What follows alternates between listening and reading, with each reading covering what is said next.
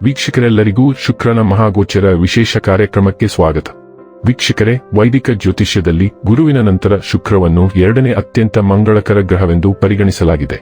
ಈ ಗ್ರಹವು ವಿಶ್ವದಲ್ಲಿ ವಾಸಿಸುವ ಎಲ್ಲಾ ಜೀವಿಗಳಿಗೆ ಯಾವಾಗಲೂ ದಯೆ ತೋರುವುದು ಎಂದು ನಂಬಲಾಗಿದೆ. ನವಗ್ರಹಗಳಲ್ಲಿ ಒಂದಾದ ಶುಕ್ರನನ್ನು ಅದೃಷ್ಟದ ಗ್ರಹ ಕರೆಯಲಾಗುತ್ತದೆ. ಜನ್ಮ ಕುಂಡಲಿಯಲ್ಲಿನ ಪ್ರೇಮ ಸಂಬಂಧಗಳ ಲೆಕ್ಕಾಚಾರ ಮಾಡುವಾಗ ಈ ಗ್ರಹವನ್ನು ಪರಿಗಣನೆಗೆ ತೆಗೆದುಕೊಳ್ಳಲಾಗುವುದು. ಆದ್ದರಿಂದ ಶುಕ್ರ ಸಂಚಾರ ಜ್ಯೋತಿಷ್ಯದಲ್ಲಿ ಪ್ರಾಮುಖ್ಯತೆ ಪಡೆದಿದೆ. ಶುಕ್ರವು ಆನಂದ ಮತ್ತು ಸೌಂದರ್ಯದ ಆಕರ್ಷಣೀಯ ಗ್ರಹವಾಗಿದೆ. ವೈದಿಕ ಜ್ಯೋತಿಷ್ಯ ಶಾಸ್ತ್ರದ ಪ್ರಕಾರ ಯಾವುದೇ ವ್ಯಕ್ತಿಯು ತನ್ನ ಜಾತಕದಲ್ಲಿ ಶುಕ್ರನ ಬಲವಾದ ಸ್ಥಾನವನ್ನು ಹೊಂದಿದ್ದಾನೆ, ಅವನ ಅಥವಾ ಅವಳ ಜೀವನದಲ್ಲಿ ಎಲ್ಲಾ ರೀತಿಯ ಐಷಾರಾಮಿ ಮತ್ತು ಭೌತಿಕ ವಸ್ತುಗಳ ಸಂತೋಷಗಳನ್ನು ಅನುಭವಿಸುತ್ತಾನೆ ಮತ್ತು ಪಡೆಯುತ್ತಾನೆ.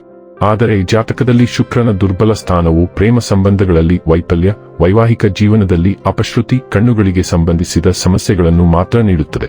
ಜ್ಯೋತಿಷ್ಯ ಶಾಸ್ತ್ರದ ಪ್ರಕಾರ ಶುಕ್ರ ಗ್ರಹವು ಇದೇ ವರ್ಷ 2026 ಮೇ ತಿಂಗಳಿನ 14ನೇ ತಾರೀಕಿನ ದಿನ ಬೆಳಿಗ್ಗೆ 10:35 ಶುಕ್ರನು ತನ್ನದೇ ಆದ ರಾಶಿಯಾದ ವೃಷಭ ರಾಶಿಯನ್ನು ಬಿಟ್ಟು ಮಿಥುನ ರಾಶಿಯನ್ನು ಪ್ರವೇಶಿಸುತ್ತಾನೆ. ಶುಕ್ರನು ಜೂನ್ ತಿಂಗಳಿನ 8ನೇ ತಾರೀಕಿನವರೆಗೆ ಮಿಥುನ ರಾಶಿಯಲ್ಲಿ ಇರುತ್ತಾನೆ.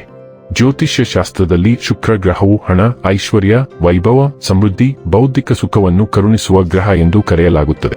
ಯಾವಾಗ ಶುಕ್ರ ಗ್ರಹವು ತನ್ನ ಚಲನೆಯನ್ನು ಬದಲಾಯಿಸುವುದೋ ಇದರ ಪ್ರಭಾವವನ್ನು ಎಲ್ಲಾ 12 ರಾಶಿಗೆ ಸೇರಿದ ಜನರ ಮೇಲೆ ಒಂದಲ್ಲ ಒಂದು ರೀತಿ ನೋಡಬಹುದಾಗಿದೆ.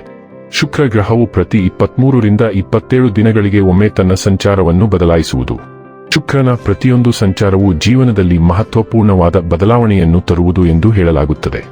ಹಾಗಾದರೆ ಬನ್ನಿ, ಇಲ್ಲಿ ಶುಕ್ರನ ಮಿಥುನ ರಾಶಿಯಲ್ಲಿ ಈ ಗೋಚರ ಇಲ್ಲಿ ಪ್ರತ್ಯೇಕವಾಗಿ ಮೇಷರಾಶಿಯ ಜಾತಕದ ಪಾಲಿಗೆ ಹೇಗೆ ಸಾಬೀತಾಗಲಿದೆ, ಯಾವೆಲ್ಲ ಫಲಗಳು ಇಲ್ಲಿ ನಿಮಗೆ ಲಭಿಸಲಿವೆ ಮತ್ತು ಯಾವ ವಿಷಯವಾಗಿ ಇಲ್ಲಿ ನೀವು ವಿಶೇಷ ಎಚ್ಚರಿಕೆ ಹೊಂದಿರಬೇಕು ಅನ್ನೋದನ್ನ ನೋಡೋಣ.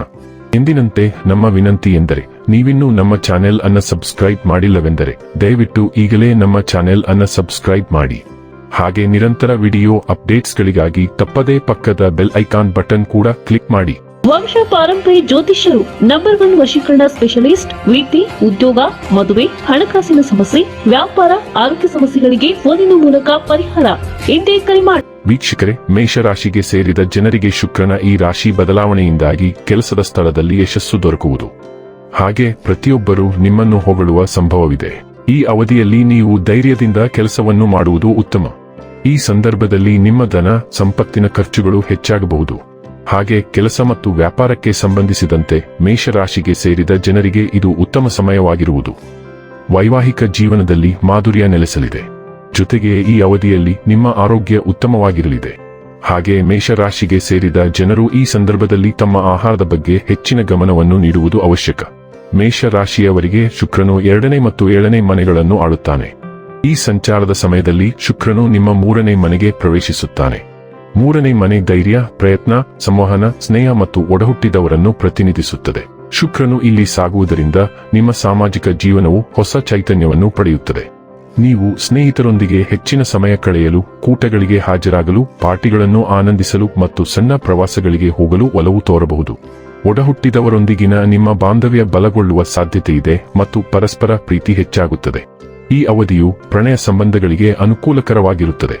ನಿಮ್ಮ ಸಂಗಾತಿಯೊಂದಿಗಿನ ನಿಕಟತೆ ಗಾಢವಾಗಬಹುದು ಮತ್ತು ನಿಮ್ಮ ಸಂಬಂಧದಲ್ಲಿ ಪ್ರಣಯವು ಪ್ರವರ್ಧಮಾನಕ್ಕೆ ಬರುತ್ತದೆ. ಮಿಥುನ ರಾಶಿಯಲ್ಲಿ ಶುಕ್ರನ ಈ ಸಂಚಾರದ ಸಮಯದಲ್ಲಿ ಬರವಣಿಗೆ, ಸಂಗೀತ ಅಥವಾ ಇತರ ಸೃಜನಶೀಲ ಅನ್ವೇಷಣೆಯಲ್ಲಿ ನಿಮ್ಮ ಕಲಾತ್ಮಕ ಪ್ರತಿಭೆಗಳಲ್ಲಿ ಒಂದು ಬೆಳಕಿಗೆ ಬರಬಹುದು. ಇದು ನಿಮ್ಮ ಸೃಜನಶೀಲ ಕೌಶಲ್ಯಗಳ ಮೂಲಕ ಹಣ ಗಳಿಸುವ ಅವಕಾಶಗಳನ್ನು ತೆರೆಯಬಹುದು. ಆದಾಗ್ಯೂ ವೈವಾಹಿಕ ಜೀವನದಲ್ಲಿ ಕೆಲವು ವಿಷಯಗಳ ಬಗ್ಗೆ ನಿಮ್ಮ ಸಂಗಾತಿಯೊಂದಿಗೆ ಸಣ್ಣ ಭಿನ್ನಾಭಿಪ್ರಾಯಗಳು ಅಥವಾ ಚರ್ಚೆಗಳು ಉದ್ಭವಿಸಬಹುದು. ಆದ್ದರಿಂದ ಸಂವಹನದಲ್ಲಿ ತಾಳ್ಮೆ ಮತ್ತು ಸ್ಪಷ್ಟತೆಯನ್ನು ಕಾಪಾಡಿಕೊಳ್ಳುವುದು ಮುಖ್ಯವಾಗಿರುತ್ತದೆ. ನಿಮ್ಮ ಒಡಹುಟ್ಟಿದವರನ್ನು ಬೆಂಬಲಿಸಲು ನೀವು ಹಣವನ್ನು ಖರ್ಚು ಮಾಡಬಹುದು. ಕೆಲಸದ ಸ್ಥಳದಲ್ಲಿ ಸಹೋದ್ಯೋಗಿಗಳ ಬಗ್ಗೆ ನಿಮ್ಮ ಸ್ನೇಹಪರ ಮನೋಭಾವವು ನಿಮ್ಮ ಪರವಾಗಿ ಕೆಲಸ ಮಾಡುತ್ತದೆ. ಅವರು ನಿಮ್ಮನ್ನು ಬೆಂಬಲಿಸುವ ಮತ್ತು ನಿಮ್ಮ ಯೋಜನೆಗಳನ್ನು ಮುನ್ನಡೆಸಲು ಸಹಾಯ ಮಾಡುವ ಸಾಧ್ಯತೆಯಿದೆ. ಉದ್ಯಮಿಗಳಿಗೆ ಈ ಅವಧಿಯು ಭರವಸೆಯಂತೆ ಕಾಣುತ್ತದೆ ಮತ್ತು ಸಣ್ಣ ಪ್ರಯಾಣಗಳು, ಆರ್ಥಿಕ ಲಾಭಗಳು ಮತ್ತು ಹೊಸ ಅವಕಾಶಗಳನ್ನು ತರಬಹುದು. ಇನ್ನು ಕೊನೆಯದಾಗಿ ಈ ದಿನಗಳಂದು ಮಾಡಿಕೊಳ್ಳಬೇಕಾದ ಉಪಾಯಗಳ ಕುರಿತು ನೋಡುವುದಾದರೆ, ಶುಕ್ರನ ಸಕಾರಾತ್ಮಕ ಪರಿಣಾಮಗಳನ್ನು ಬಲಪಡಿಸಲು, ಲಕ್ಷ್ಮೀ ದೇವಿಯ ಆಶೀರ್ವಾದವನ್ನು ಪಡೆಯಲು ಶುಕ್ರವಾರದಂದು ಶ್ರೀ ಸೂಕ್ತವನ್ನು ಪಠಿಸುವುದು ಪ್ರಯೋಜನಕಾರಿಯಾಗಿದೆ. ವೀಕ್ಷಕರೇ, ಇದಾಗಿತ್ತು ಮೇಷರಾಶಿಯ ಜಾತಕದವರ ಶುಕ್ರನ ಮಹಾಗೋಚರ ಮಾಹಿತಿ ಇಷ್ಟವಾದರೆ ವಿಡಿಯೋವನ್ನು ಲೈಕ್ ಮತ್ತು ಶೇರ್ ಮಾಡಿ. ಜೈ ಶ್ರೀರಾಮ್. ಕಾಮೆಂಟ್ ಬಾಕ್ಸ್ನಲ್ಲಿ ಬರೆಯಿರಿ. ಹಾಗೆ ಚಾನೆಲ್ ಸಬ್ಸ್ಕ್ರೈಬ್ ಮಾಡುವುದರ ಜೊತೆಗೆ ನಿರಂತರ ವಿಡಿಯೋ ಅಪ್ಡೇಟ್ಸ್ಗಳಿಗಾಗಿ ಪಕ್ಕದ ಬೆಲ್ ಐಕಾನ್ ಕ್ಲಿಕ್ ಮಾಡಿ.